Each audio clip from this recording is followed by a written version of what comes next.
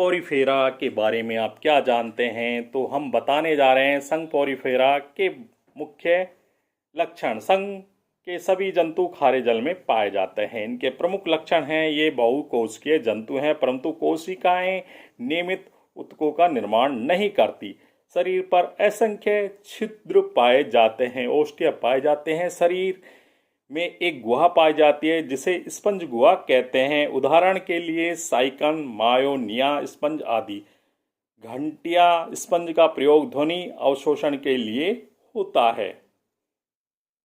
आप जानते हैं कि संघ प्रोटोजोआ के मुख्य लक्षण क्या क्या होते हैं? तो हम बताने जा रहे हैं संघ प्रोटोजोआ के मुख्य लक्षण। इनका शरीर केवल एक कोशिकीय होता है। इनके जीव द्रव में एक या अनेक केंद्रक पाए जाते हैं।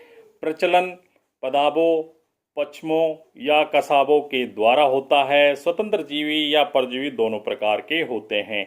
सभी जैविक क्रियाएं जैसा कि भोजन, पाचन, श्वसन, उत्सर्जन, जनन एक कोशिकीय शरीर के अंदर होती है। श्वसन एवं उत्सर्जन कोशिका की सतह से विसरण के द्वारा होता है। प्रोटोजोआ एंट अमीबा हिस्टीलिटिका का संक्रमण मनुष्य में 30 से 40 वर्षों के लिए बना रहता है।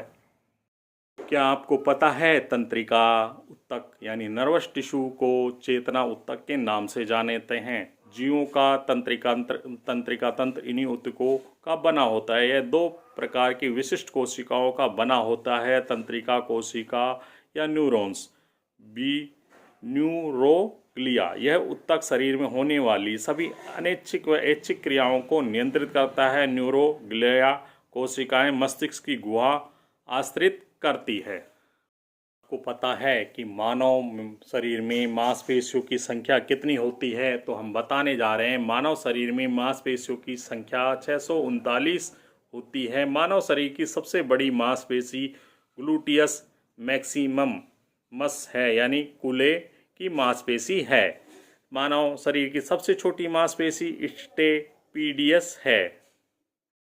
क्या आपको पता है किसी एंटीजन की अनुपस्थिति में एक विपरीत प्रकार की प्रोटीन रुधिर प्लाज्मा में पाई जाती है? इसको एंटीबॉडी कहते हैं। यह भी दो प्रकार का होता है, एंटीबॉडी ए तथा एंटीबॉडी बी, यानी रक्त ब्लड ट्रांसफ्यूजन।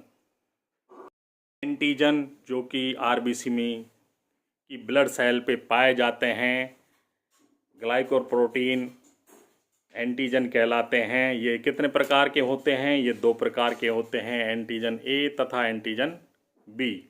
जिसमें एंटीजन ए होता है वह रुधिर वर्ग ए होता है, जिसमें एंटीजन बी होता है वह रुधिर वर्ग बी होता है। जिसमें एंटीजन ए व बी दोनों होते हैं उसे रुधिर वर्ग ए बी कहते हैं। जिसमें दोनों एंटीजन में से कोई नहीं होता उसे रुधिर वर्ग ओ कहते हैं। इस तरह ब्लड ग्रुप का भी निर्धारण किया जाता है टेस्टिंग के दौरान।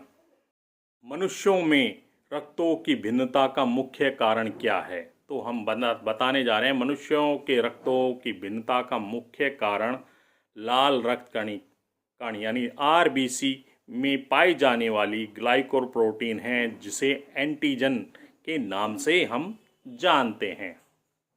आपको पता है रक्त समूह की खोज किन्होंने की? तो रक्त समूह की खोज कार्ल लैंडस्टीनर ने 1900 ईस्वी में किया था। इसके लिए 1930 ईस्वी में इनको नोबेल पुरस्कार दिया गया। किसके लिए? रक्त समूह की खोज के लिए, यानी ब्लड ग्रुप की खोज के लिए इनको नोबेल पुरस्कार 1923 ईस्वी में दिया गया। नाम था कार्ल लैंडस्टीनर। बम के बारे में आप क्या जानते हैं? हाइड्रोजन बम का आविष्कार अमेरिकी वैज्ञानिक ने 1952 ईस्वी में किया। यह नाभिकीय संलयन पर आधारित है। यह बम परमाणु बम की अपेक्षा 1000 गुना अधिक शक्तिशाली होता है। नाभिकीय संलयन से आप क्या समझते हैं? यानी नाभिकीय संलयन न्यूक्लियर फ्यूजन, जब दो या दो से अधिक हल्के नाभिक संयुक्त होकर एक भारी नाभिक बनाते हैं तथा अत्यधिक ऊर्जा विमुक्त करते हैं, तो इस अभिक्रिया को नाभिकीय संलयन कहते हैं। एक नाभिकीय संलयन का उदाहरण है 2 + H3, जिससे He4 plus neutron plus 17.6 megawatt ऊर्जा उत्पन्न होती है। क्या आपको पता है सूर्य अवतारों से प्राप्त ऊर्जा व प्रकाश का स्रोत नाभिकीय संलयन ही है। नाभिकीय संलयन को संचालित करने के लिए करीब 10 की पावर 8 केल्विन के उच्च ताप व अत्यंत उच्च दाब की आवश्यकता होती है। कंट्रोल्ड न्यूक्लियर रिएक्शन, जी हाँ, chain reaction, controlled chain reaction, नियंत्रित श्रृंखला अभिक्रिया क्या होती है? यह अभिक्रिया धीरे धीरे होती है तथा इससे प्राप्त ऊर्जा का उपयोग लाभदायक कार्यों के लिए किया जाता है। परमाणु भट्टी या नाभिकीय रिएक्टर में यह अभिक्रिया की जाती है। इस क्रिया के जरिए ही बिजली बनाई जाती है। अनियंत्रित श्रृंखला अभिक्रिया यानी अनकंट्रोल्ड चैन रिएक्शन, इस अभिक्रिया में 3 नए निकलने वाले न्यूट्रॉनों पर नियंत्रण नहीं होता, जिसके कारण नाभिकों के विखंडन की दर 1, 3, 9, 27 के अनुसार होती है। फलस्वरूप क्या होता है? ऊर्जा अत्यधिक तीव्र गति से उत्पन्न होती है तथा बहुत कम समय में बहुत अधिक विनाश कर सकती है। इस अभिक्रिया में प्रचंड विस्फोट होता है। परमाणु बम में यही अभिक्रिया होती है। नाभिकीय विखंडन से आप क्या समझते हैं?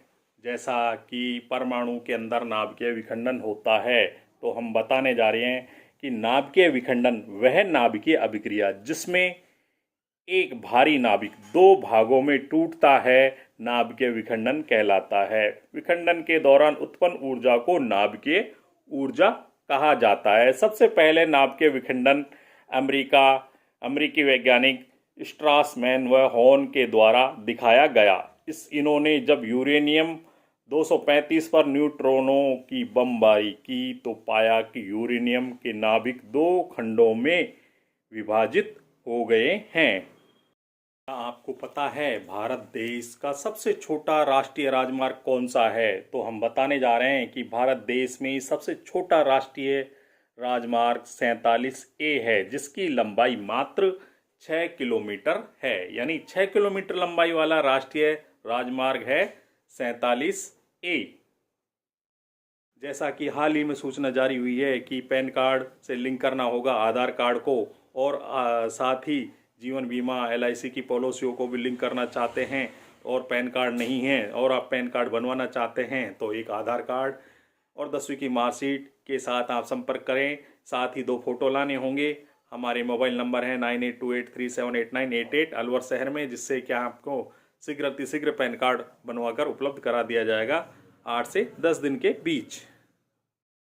जिंदगी के साथ भी जिंदगी के बाद भी आप चाहते हैं जीवन बीमा कराना रोजाना किस्त देकर, जिससे कि आपका परिवार को आपके ना रहने पर आर्थिक सहायता मिल सके। जैसा कि 1 लाख का बीमा लेना है, 2 लाख का लेना है, 5 लाख का लेना है, उसी हिसाब से आप 100, 200, 500 रुपये रोज़ देकर या 10-20 रुपये रोज़ देकर भी अपना जीवन बीमा करा सकते हैं। आज ही संपर्क करें। इसके अलावा आप जनरल इंश्योरेंस अगर आप चाहते हैं, कार का बीमा कराना और बाइक का बीमा कराना, तो भी आप संपर्क कर सकते हैं। हमारे मोबाइल नंबर है 9828378988, जिससे क्या है आपको तुरंत सर्विस उपलब्ध करा दी जाएगी। ऑनलाइन आपका बीमा कर दिया जाएगा।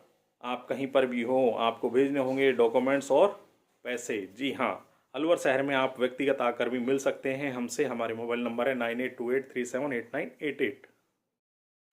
फिटर ट्रेड से ITI करने पर क्या लाभ है, क्या क्या रोजगार मिल सकते हैं? जैसा कि इसरो में भी भर्ती के अवसर मिलते हैं, मेट्रो रेलवे में और इंडियन रेलवे में भी भर्ती के अवसर मिलते हैं। इसके ITI को पास करने के बाद फिटर बतौर कंपनियों में भी नौकरी मिल जाती है, DRDO में भी नौकरी मिलती है, जलदाय विभाग यानी वाटर वर्क्स में भी नौकरी मिलती है, बिजली विभाग में भी नौकरी मिलती है, और भी काफ़ी सबसे ज़्यादा कंपनियों में जो अवसर मिलते हैं फिटर ट्रेड से पास आउट छात्रों को मिलते हैं। फिटर ट्रेड्स में ITI में एडमिशन लेने के लिए 10वीं पास होना चाहिए और 18 वर्ष 14 से 40 वर्ष तक के व्यक्ति का एडमिशन हो सकता है। अगर आप चाहते हैं, आप हैं 14 से 40 वर्ष के बीच की आयु के और एडमिशन लेना चाहते हैं तो अलवर शहर में हम संपर्क कर सकते हैं। हमारे मोबाइल नंबर है 9828378988। जैसा कि हम जानते हैं ITI कब की जाती है और कैसे की जाती है। तो ITI में एडमिशन के लिए जुलाई अगस्त महीने में शुरू होते हैं एडमिशन, और ऑनलाइन फॉर्म SSO ID से भरा जाता है। अगर आप चाहते हैं ITI की ट्रेनिंग करना 1 साल की या 2 साल की रेलवे लोको पायलट में भर्ती के लिए, तो आप संपर्क कर सकते हैं। हमारे मोबाइल नंबर है 9828378988 अलवर शहर में। इसके अलावा अगर आप हैं ITI पास और रोजगार चाहते हैं, कंपनी में लगना चाहते हैं, तो भी आप संपर्क कर सकते हैं। 10वीं पास छात्र भी रोजगार के लिए संपर्क कर सकते हैं।